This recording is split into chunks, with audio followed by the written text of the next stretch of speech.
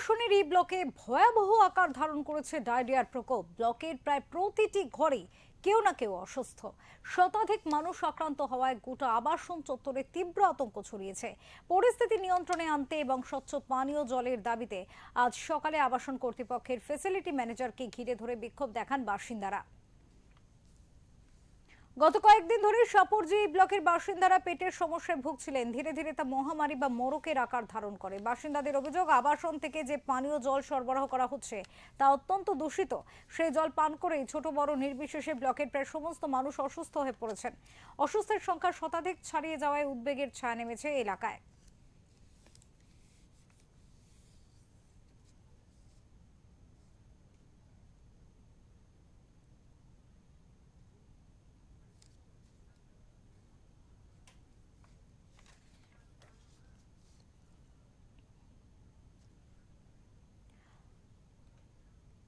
এই মুহূর্তে রয়েছে আমাদের সাথে আমাদের প্রতিনিধি মানুষ চৌধুরী। কথা বলবো মানুষের সাথে, জানার চেষ্টা করবো বিস্তারিত। মানুষ, এইভাবে একটা সাপুরজির মতো আবাসনে সেখানে এই ধরনের একটি পরিস্থিতি, শতাধিক মানুষ এইভাবে ডায়রিয়ায় আক্রান্ত, কি হয়েছে, তাদের কি অভিযোগ মানুষের?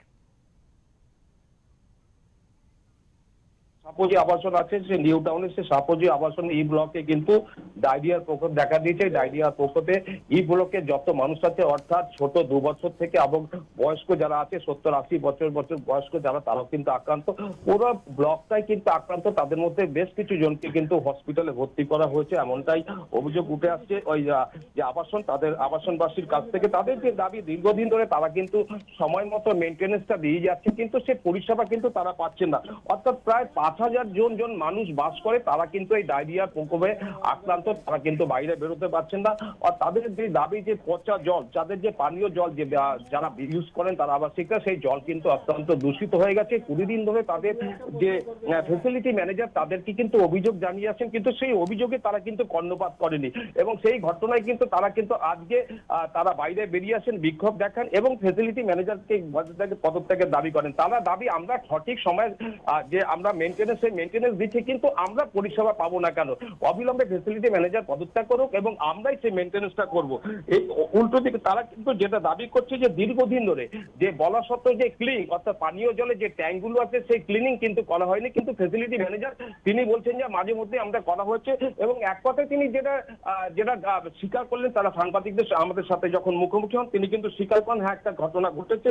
যে ফ্যাসিলিটি ম্যানেজার যে রাজীব মল্লিক, তিনি যেটা জানান যে 141টি ট্যাঙ্ক রয়েছে, তার থেকে প্রায় 20টির মতো ট্যাঙ্ক কিন্তু আজকে পরিষ্কার করা হচ্ছে। অর্থাৎ তাদের যে আবাসনের যে দাবি, আবাসন যে বাসিন্দা তাদের যে দাবি, 20 দিন ধরে তারা কিন্তু অভিযোগ করছে, তারা কিন্তু সমস্যার সম্মুখীন হচ্ছেন, কিন্তু 20 দিন পরে কেন তাদের টনক নড়ল?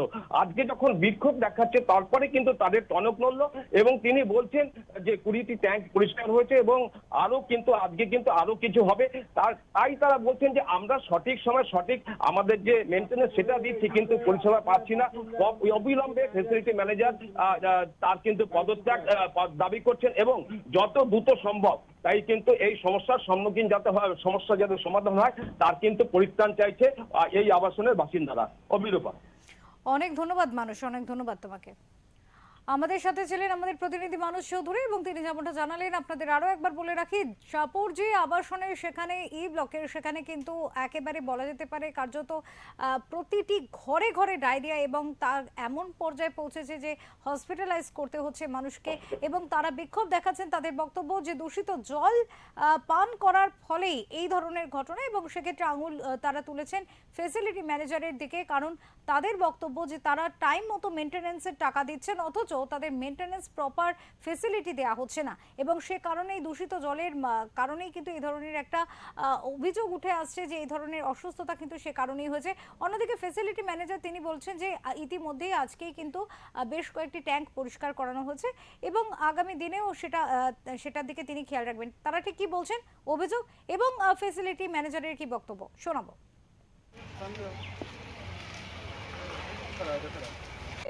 গত 3 বছর ধরে আমরা আবাসী, কিন্তু কোনোদিন ট্যাঙ্ক পরিষ্কার হয়নি। আমরা সারা 12 মাস থাকি এখানে, আমরা 12 মাস থাকি, কোনোদিন ট্যাঙ্ক পরিষ্কার হয়নি। কোনো নোটিশ, আমাদের নোটিশ বোর্ড ফাঁকা, কোনো নোটিশ টাঙানো হয় না। কিছু সাইন, কোনো সাইন হয়, যেটা হয় সেটা আমাদের দ্বারা ভুয়ো সাইন হয়, সেই সাইনটা পুরোপুরি ভুয়ো সাইন হয়। আমার বাচ্চা 1.5 বছর বয়স, সেও আক্রান্ত হয়েছে জলের দ্বারাই। আমি নিজে এখানে এই দেখুন না, আমি 1.5 মাস ধরে ভুগছি, 1.5 মাস।